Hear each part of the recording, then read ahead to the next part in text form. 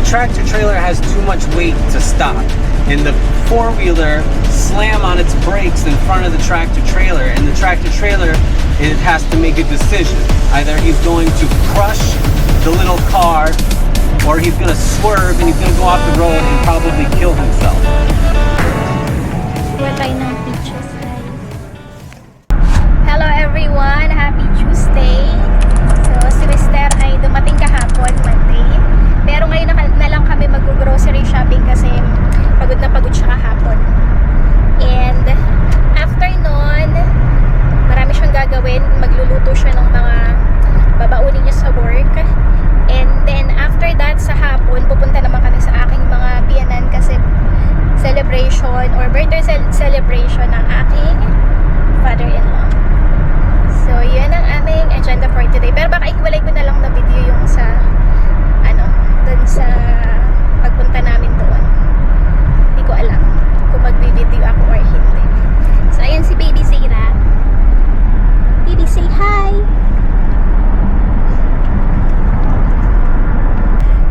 So, maulan na umaga ngayon. Actually, parang buong week is magiging maulan siya dito sa amin. It's currently 17 degrees Celsius, feels like 13 degrees Celsius. So, hindi naman siya ganun kalamigan, pero napaka-gloomy ng panahon. Ayan. At sabi ni Mister, ayaw niya talaga, you don't like it when it's raining, especially when you're driving on the mountains, right? Well, at my job. Yeah, for your job. I like it when it's raining when I'm trying to sleep because I can sleep better because there's no ultraviolet radiation. But when I'm working, it sucks. It makes it harder because in the mountains, it's very dangerous with all of the weight and all of the downgrades and all of the curves, and the fucking road has no traction. And it sucks, and all the other drivers are going too fast. So that's also a problem. So medyo talaga delikado pagka nagda-drive ka ng maulan, lalo na dun sa work niya kasi nga tractor trailer ang kanyang dinadrive. So anyway, di ba ang dami nga yung mga balita na nangyayari sa Philippines, yung mga car accident. Pinakita ko nga kay Mister yung video yung nangyayari dun sa Naiya, yung sasakyan, tapos may 2 casualties and then mga injured.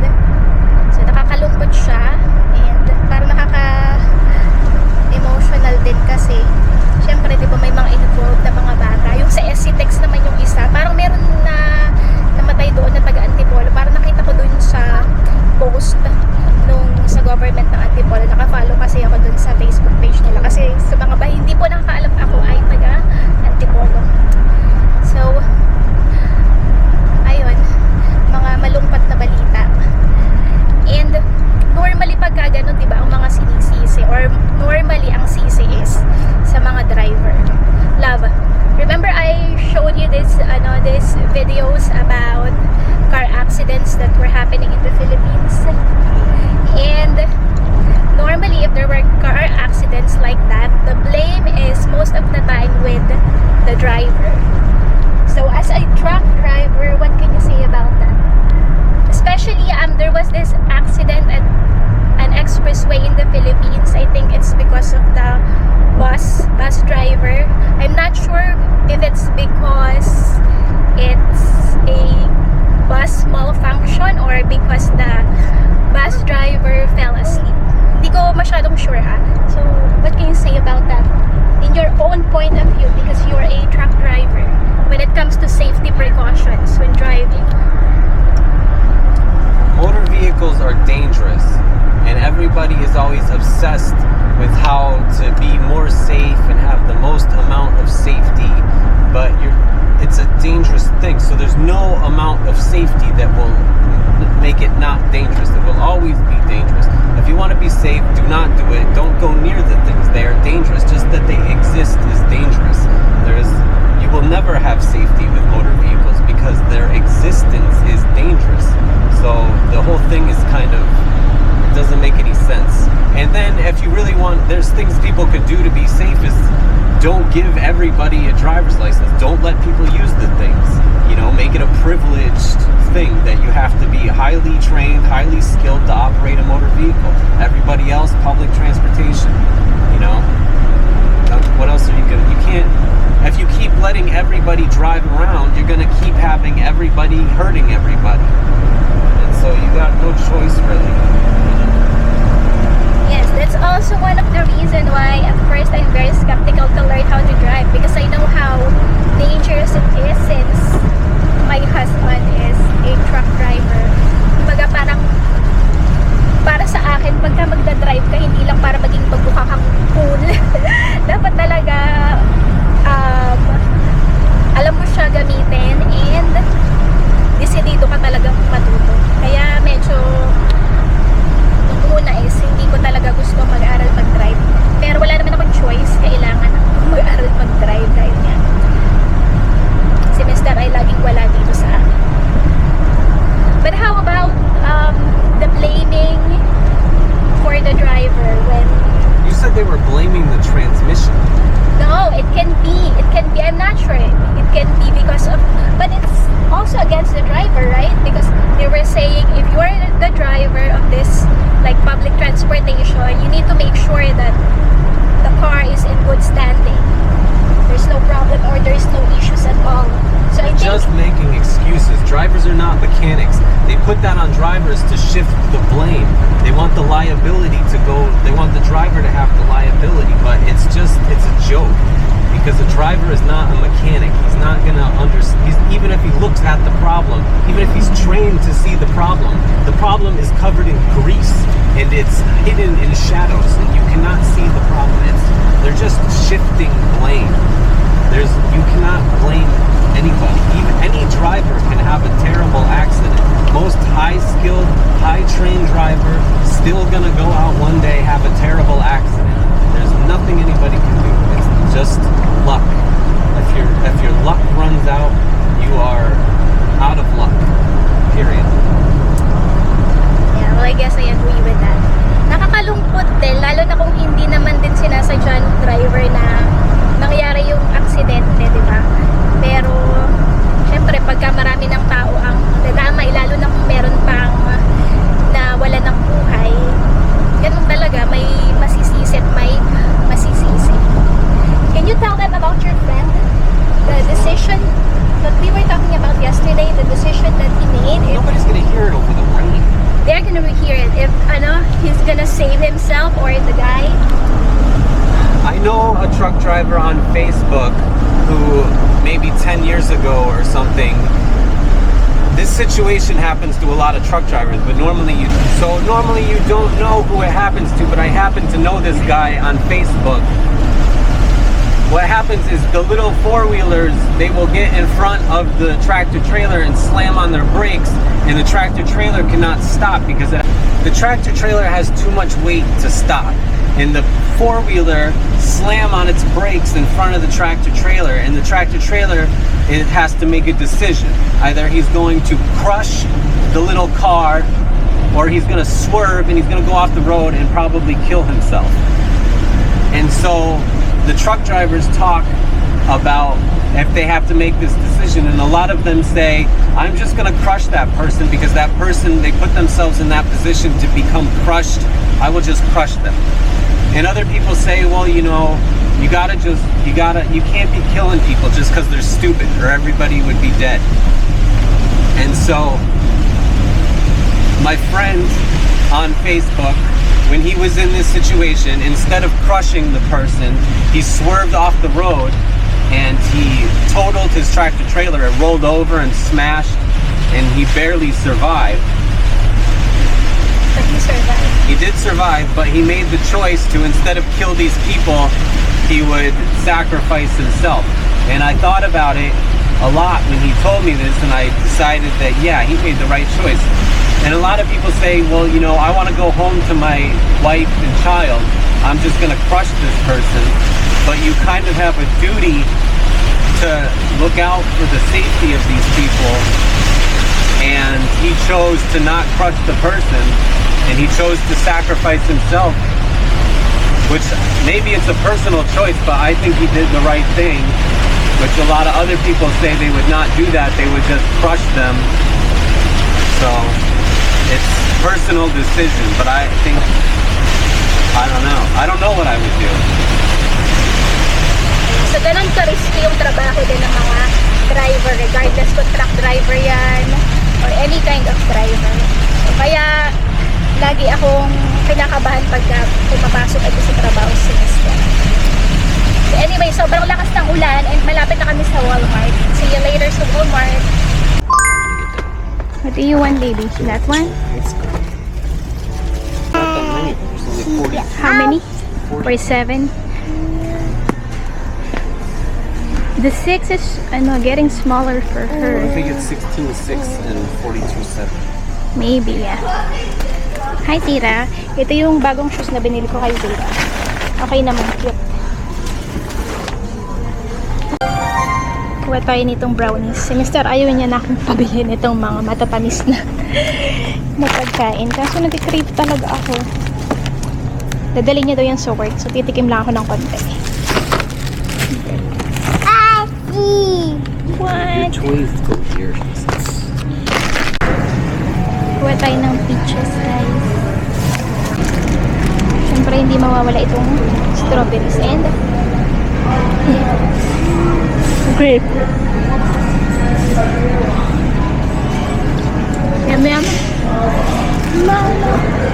So, dumaan muna kami dito sa forest, guys. Kasi si Mr. ay mag-yosi. Mag-yosi talaga siya pagka super stress siya sa kanyang trabaho. Pero kagaya naman mga sinabi ko sa aking mga past videos, napaka minsanan lang niya gawin yun. So, hinahayaan ko na kasi yun lang talaga yung kanyang outlet pagka na-stress siya.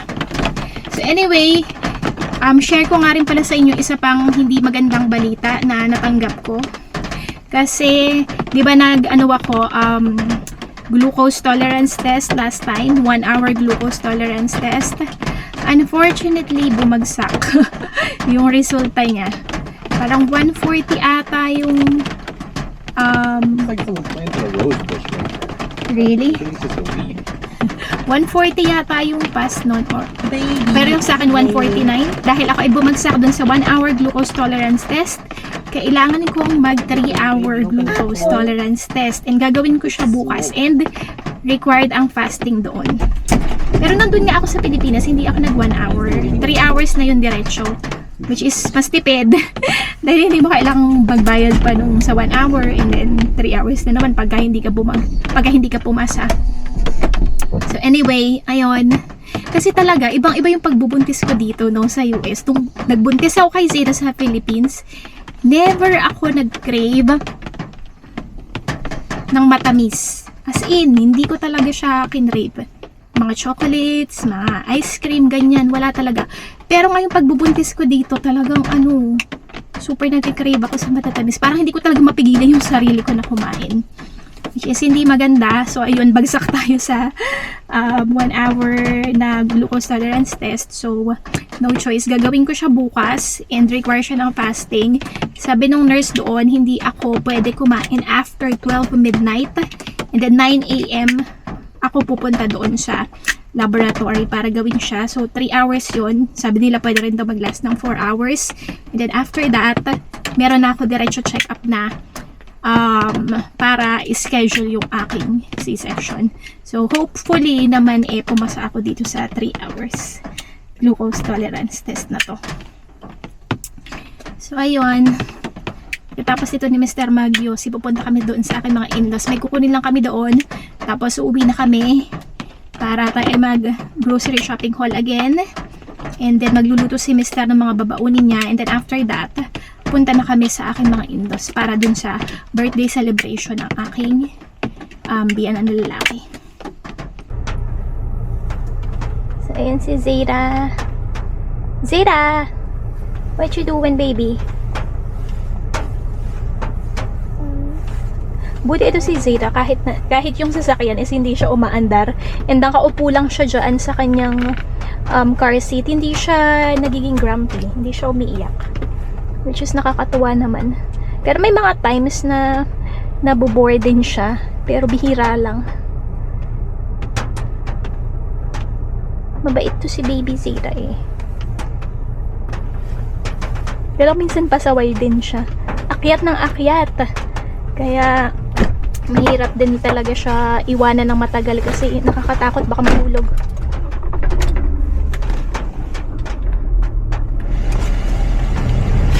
So, andito na tayo sa bahay, guys, and let's start with our grocery shopping haul.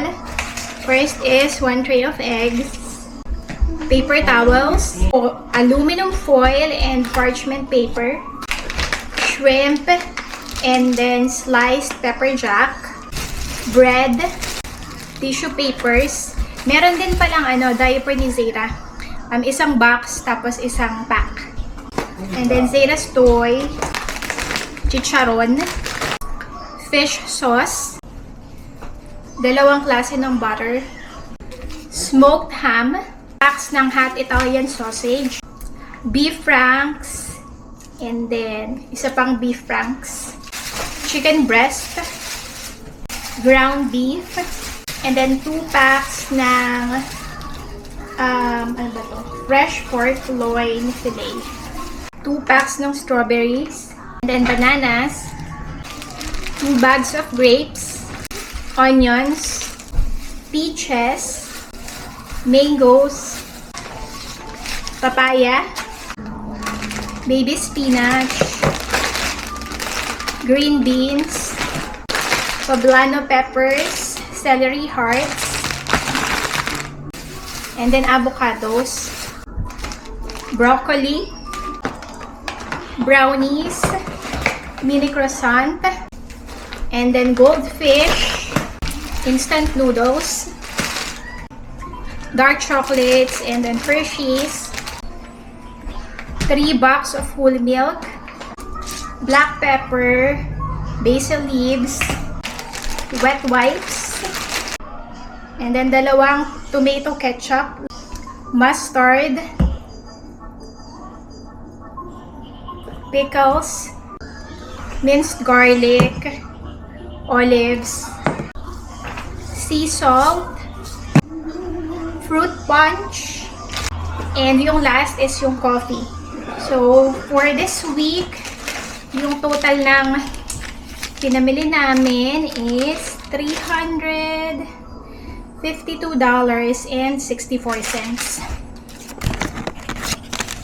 So, medyo malaki siya ngayon dahil nga maraming meat. Kasi ito yung time kung kailan magluluto si Mr. ng kanyang mga babaunin sa work.